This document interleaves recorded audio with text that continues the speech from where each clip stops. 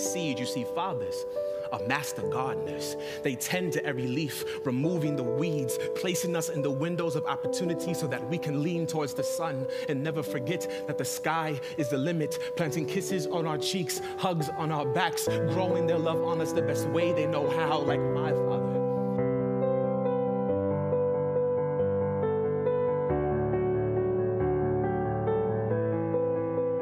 Take hold, do not fold, do not run, for you can be everything to a beautiful daughter, a beautiful son. You can be the holder of all answers. One, why, Daddy? Followed by 100 more, and you will have patience and answers for 100 more.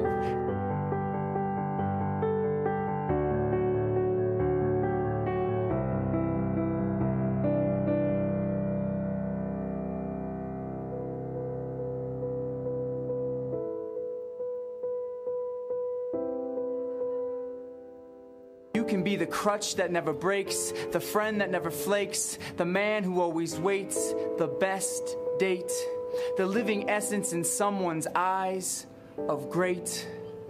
Consider a real chance at changing this world through a little boy or a little girl.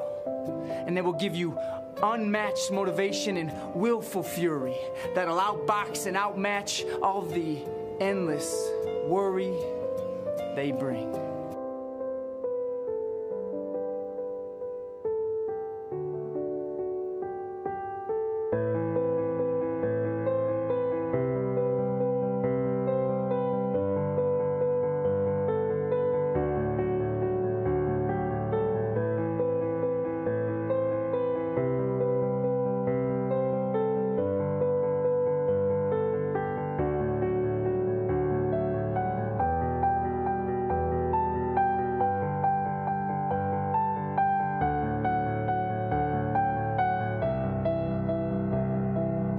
Proud of the thought evoked in this little mind, an endless unconditional love you thought you'd never find. You can be a father.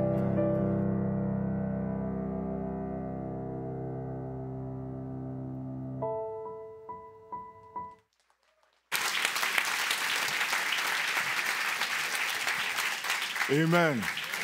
Praise the name of the Lord. Come on, let's put our hands together for our fathers again. Amen. Hallelujah.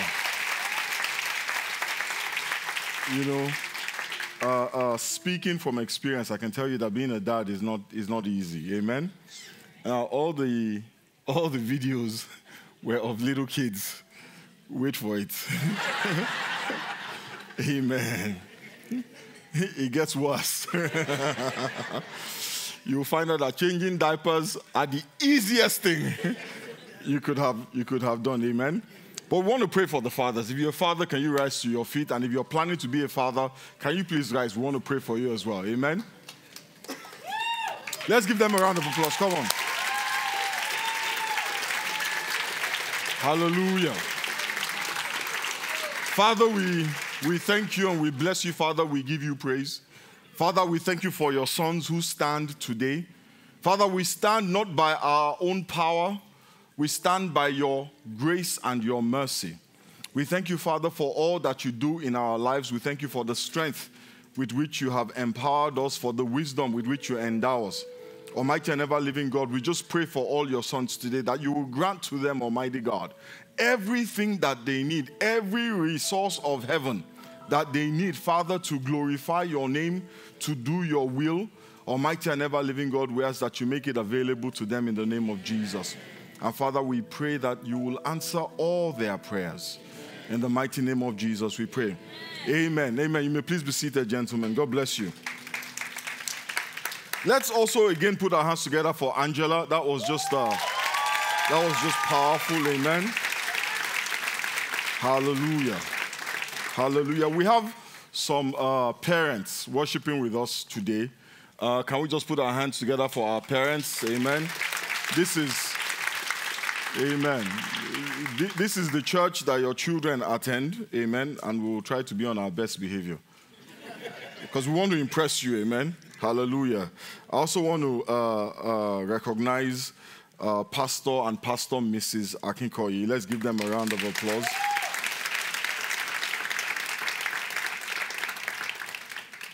Pastor and Pastor Mrs. Bayo Olusonya, head of the Redemption TV at RCCG headquarters. Hallelujah. Reverend Mrs. Liz Ehiametalo, that's Aaron's mom. She's always here with us. Amen. And of course, our very own, the matriarch of Apapa family, Pastor Binkpe Umfon. Amen. Let's give her a round of applause. Hallelujah.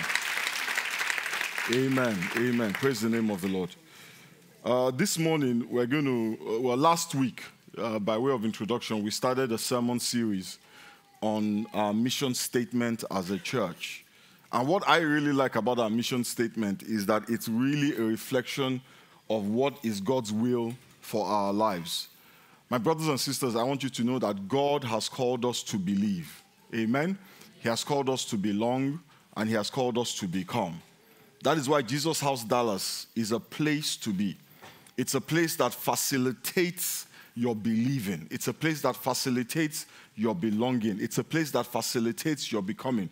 A place where where your faith can grow. A place where your sense of belonging in a God-centric faith community can be established. A place where your potential can be maximized and you can become who God intends for you to be. Now those three words, believe, belong, become. Touch your neighbor, say believe. Believe. Tell them belong. And become. They summarize the totality of what God's will is for your life. Last week, we said to believe simply means to put your confidence in, to trust in something. So if God says His will for you is to believe, it means that God has called you to trust Him. God has called you to put your confidence in Him, to rely on Him, to depend on Him. Faith is simply putting your trust in God. It is putting your confidence in God. And the foundation of faith, the basis of faith is the word of God, because the Bible says that faith comes by hearing, and hearing a word from God. The foundation of faith is the word of God. And the word of God, the Bible, it testifies to us of who God is. It testifies to the nature and the character of God. The Bible reveals God to us. Right? It tells us what is important to God and what isn't. You cannot truly and consistently believe in God if you do not know Him. You cannot believe in a God you do not know. Amen? And that is why we struggle. Because we have heard about God. We've had people talking about God. But many of us have not done the work to find God. He says, if you diligently seek me, you will find me. God requires from you and I that we search for Him, that we look to learn about Him. You know, one of my new favorite verses of scripture was when Jesus Christ was talking to the disciples, and He said to them, who do men say that I am? Right? Who do people say that I am? What are the blogs saying about me? What is social media saying about me? And some people say, well, they said you're John the Baptist, come back to life. And he's like, nah. And he's like, well, maybe Elijah, maybe this, maybe that. And he goes, who do you say that I am? And Peter raised his hand and said, well, thou art the Christ, the Son of the living God. And Jesus Christ responds to Peter by saying, flesh and blood has not revealed this to you. Yeah? This information you have was revealed to you by my Father in heaven. And on this rock, I will build my church. On this revelation, I will build my church. And the gates of hell will not prevail against you. And I will give you the keys of the kingdom. And whatever you loose on earth will be loosed in heaven. And whatever you bind on earth will be bound in heaven. All based on the revelation of who God is. So God Jesus Christ was making this promise of power and authority. But that power and authority is based on revelation. So the question, my brothers and sisters, is who is God to you? We talk about the God of this person and the God of that person. What about your God? It is important that we know God. The Bible says they that come to the Lord must believe. Can you turn off this fan? Must believe that He is This one, just this one, the one on top of my head.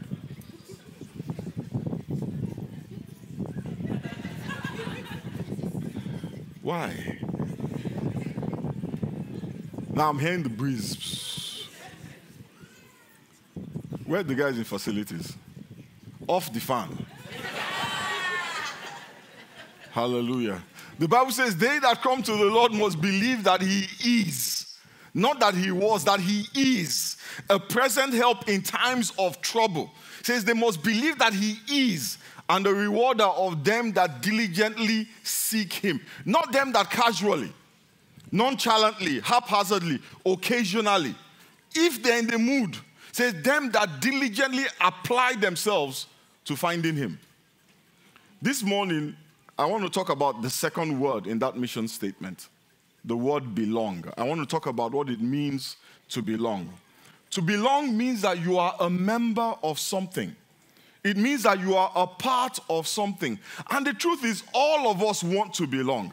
And the reason why is because when God made man, the Bible tells us in the book of Genesis chapter 2 and verse 18, the Lord God said, it is not good.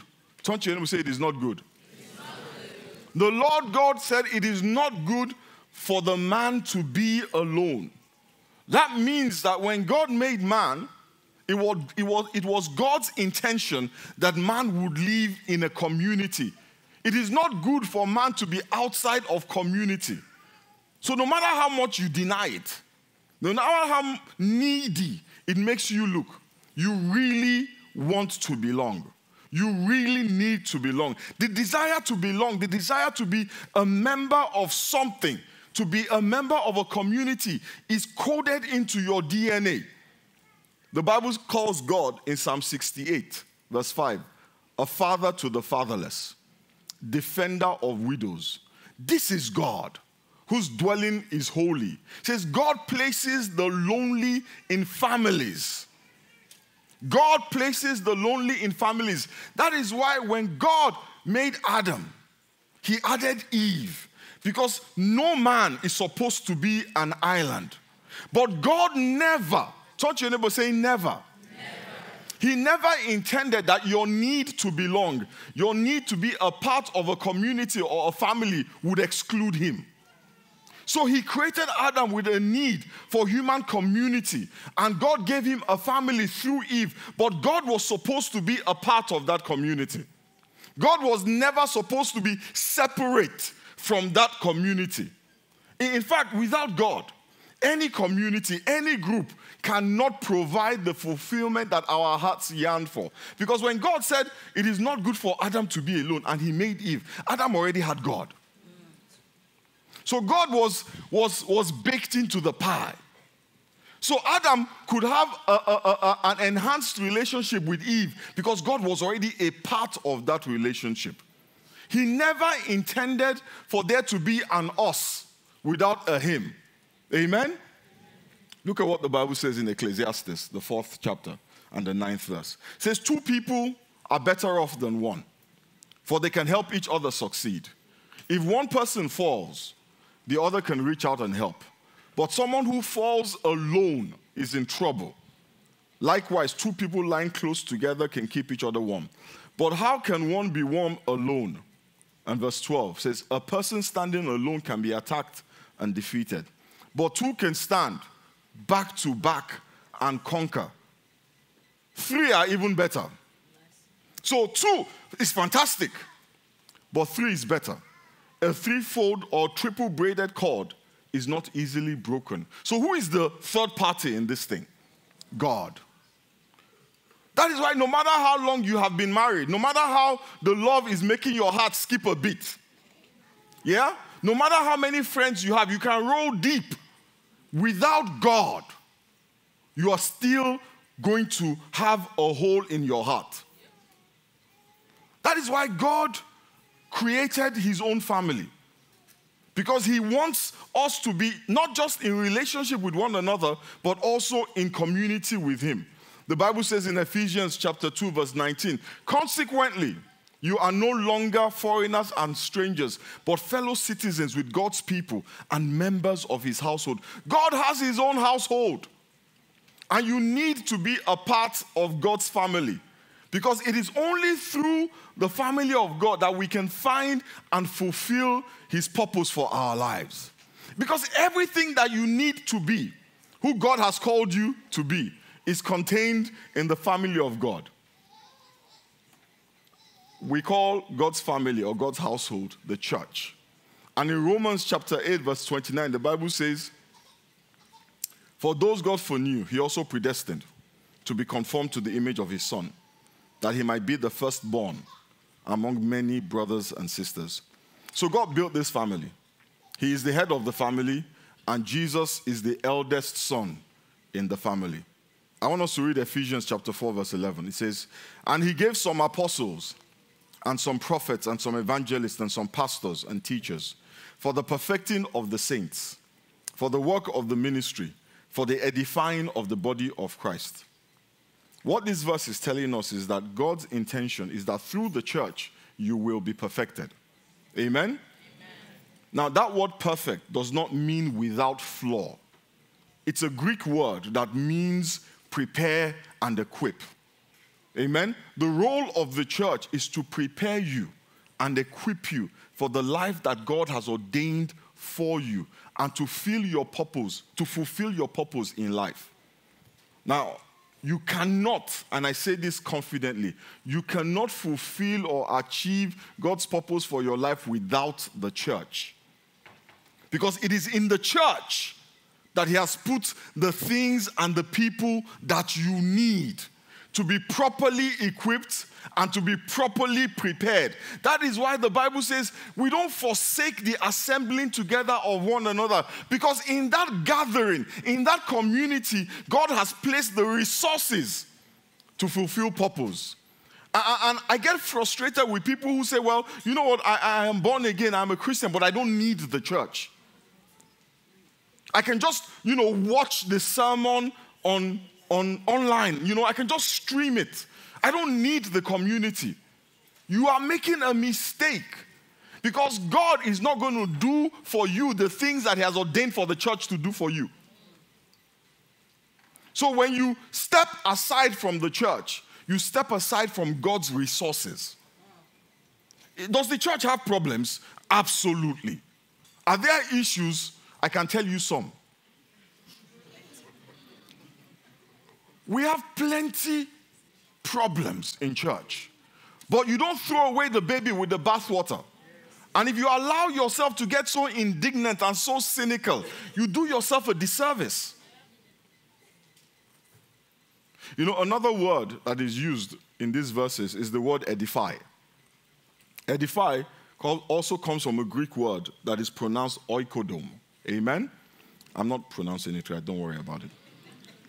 And it simply means to build up. Amen? To construct like you would construct a building.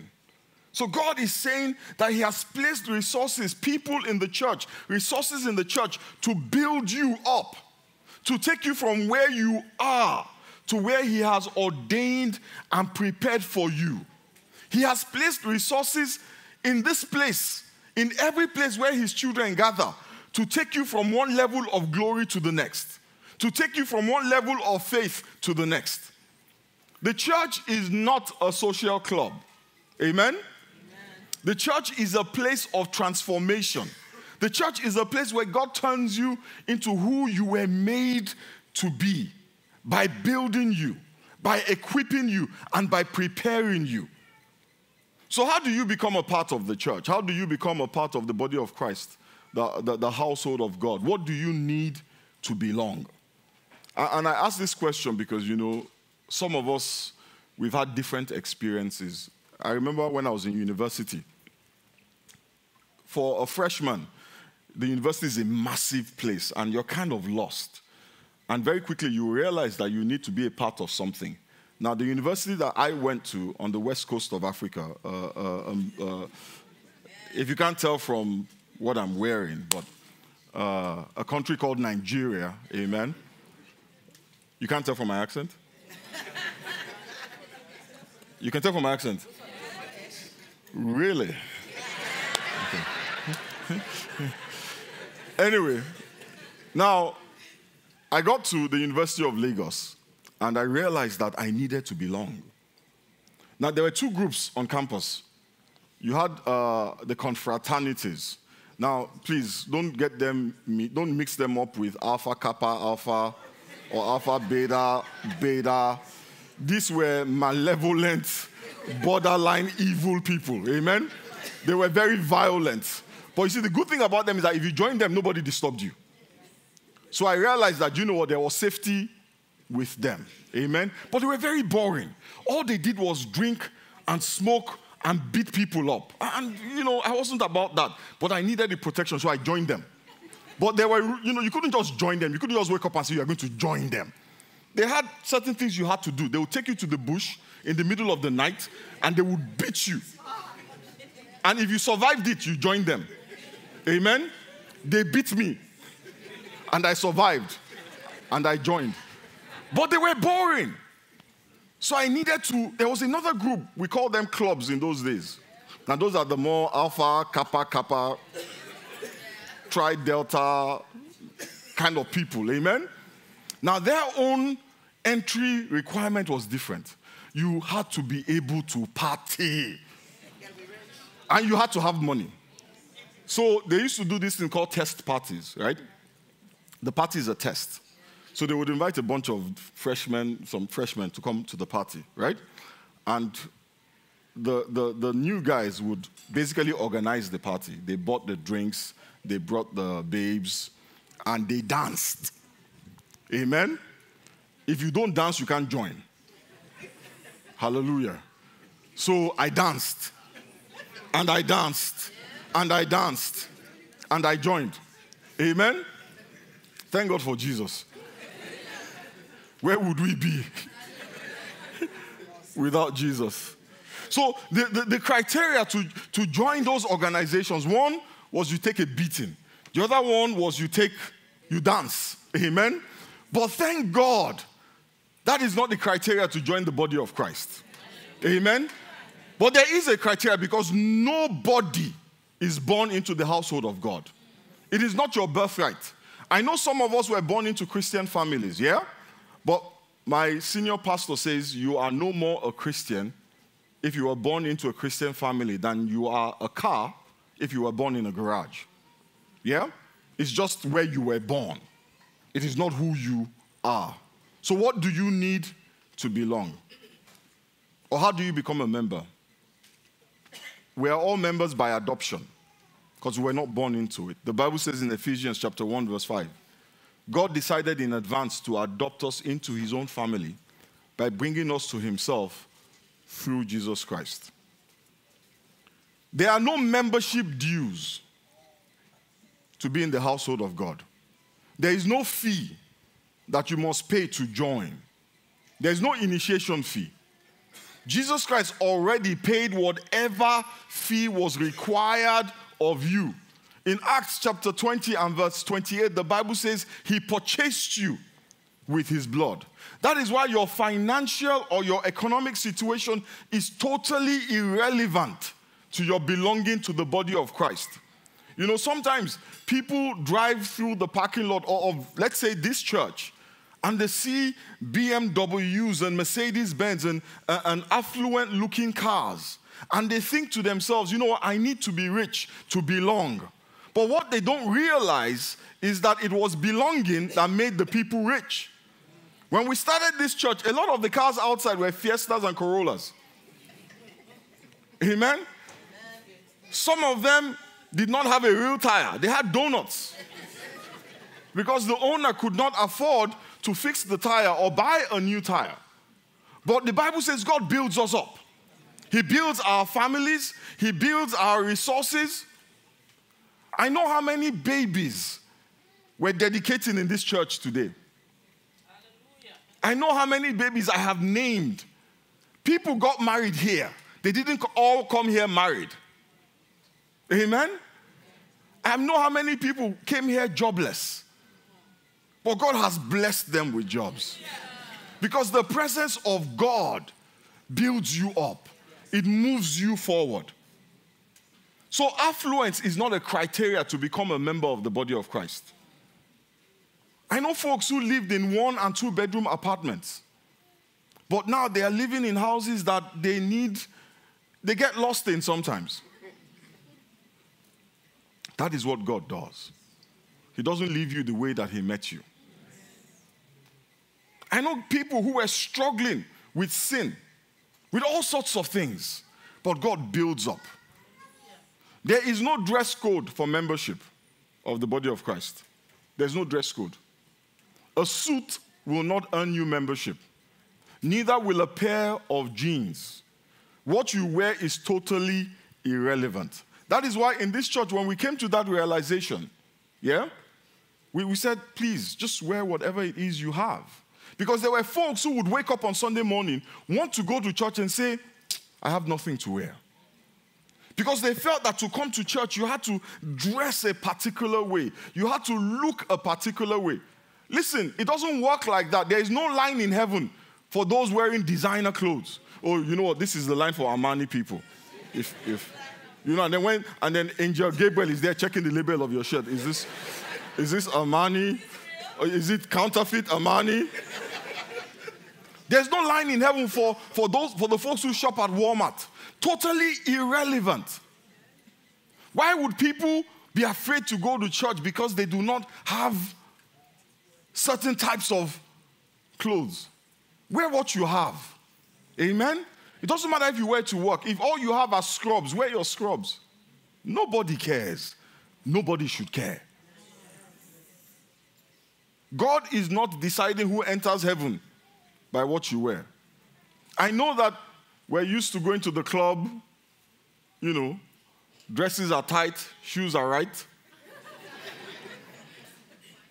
But the only thing God cares about is, are you wearing Jesus? The Bible says in Romans 13:14, clothe yourselves with Armani. Clothe yourselves in a 3-piece suit. That's why all pastors, you know, it's like a uniform. He says, clothe yourselves with the Lord Jesus Christ. Also, there is no spiritual qualification to be a member of the household of God. You do not need to know how to pray before you become a Christian. You don't need to know where Exodus is relative to Ezekiel. You don't need to know the difference between Abraham and Abraham, Elijah and Elisha.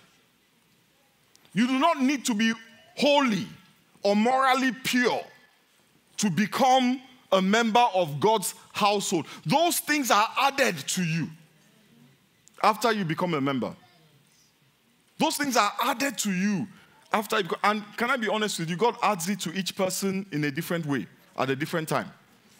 When I got saved, I struggled with so many things and left to the religious leadership of the fellowship I attended, I would have been kicked out. They had a meeting to kick me out.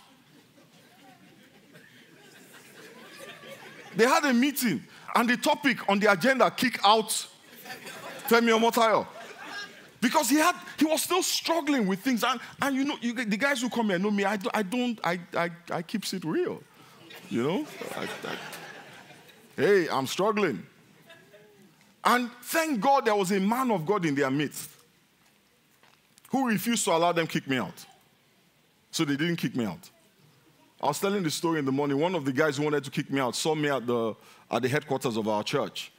And he didn't know that I had just been ordained. So he saw me like, Brother Femi, praise God, you came to church. I'm like, are you? Is this guy a clown? You know how when you see somebody who, was sick in the hospital, you are so happy for them. You know, he was so patronizing and so condescending. I wanted to tell him, calm down, I just got ordained. But I thought, you know what, I would be nice to him. And I just said, oh, thank God for my life. If he had had his way, I would not be here. Yep. I won't be a pastor because if they're cute, they're like, you people, you say you love. Is this love? And that is the problem with us. We set rules and regulations that God did not set. There is no character requirement to be a member of the house of God. You can be loud and you can be quiet. You can be an extrovert, you can be an introvert. You can like trap music, or you can like poetry. There's a kind of song we used to listen to in those days by a group called Hosanna Integrity. Anybody know them? Maranatha. Those guys, they came here one time. What's their name? Vine Song. Yeah. Some of you know that kind of music. That is not the only time the Holy Spirit moves. You know, listening to some folks, you would think that the Holy Spirit stopped responding to songs that were written after 1945. You can like trap music. You can like poetry. I love dance hall music. Amen?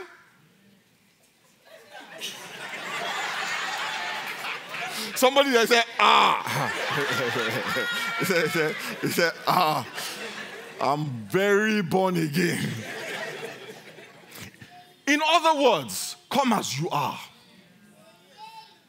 Come as you are, because the only thing God requires of you is that you desire him, that you thirst for him, and he will meet you where you are. God did not ask us to come up, he came down. He didn't say, be like me, to interact with me. He took upon himself our flesh, and he saved us. We are members of his household, not because of anything that we do or we are, but because of what he did. We are saved by grace through faith, not by works, lest any man should boast. I can boast about the club I joined. I danced that night. Man, I danced better than any of the boys that were there. I can boast about that. I can boast about the cult I joined. They beat me and I took it like a man. But can I tell you, I can't boast about my salvation. Jesus did it. I just received it.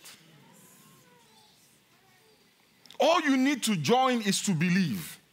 Believe that Jesus died on the cross and paid the price for your sins. All you need to belong is to accept the sacrifice he made on the cross of Calvary on your behalf. When you accept Jesus as Lord and Savior, when you accept that he died for you and that his blood washed away your sins, then you become a member of the household of God. The Bible says in 1 Corinthians chapter 12, verse 27, now you are the body of Christ, and each one of you is a part of it.